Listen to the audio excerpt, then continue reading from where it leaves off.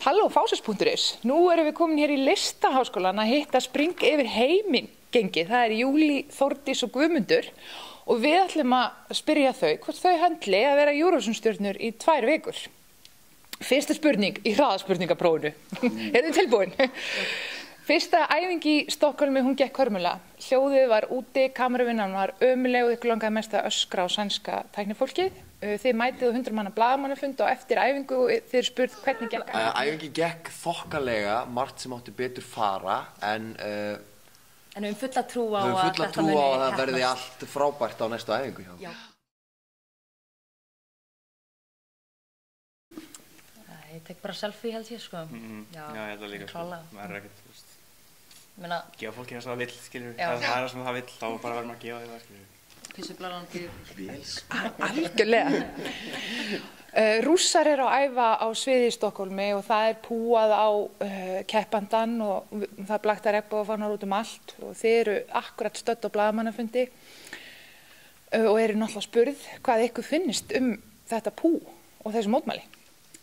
Já, það náttúrulega leiðilegt að sé vera að ráðast á keppandann því hann þarf nú ekkert að standa fyrir þetta.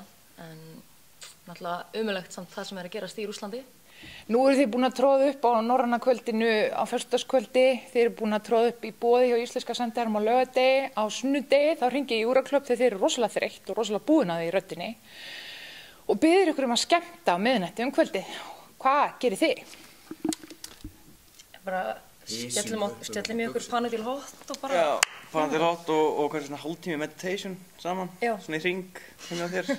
Og svo bara neglum við fríða og þú veist, eða klekkar bara. Já, Eurovision, þá eru fólk alltaf, keppendur alltaf beðnir að taka eitthvað svona lög. Það náttúrulega mjög vinsælt að taka gömul Eurovision lög. Hvaða lag myndu þið taka? Sennilega A Million Voices.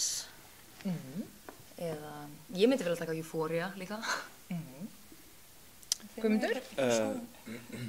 Ætlaði að segja ekki Hard Rock Hallelujah. Þá ætlum við að athuga hvernig dansfimmin því að nú hefur Krister Björkman hringt í Spring yfir heiminn liðið og beðið að taka þátt í opnunaratriði í Eurovision.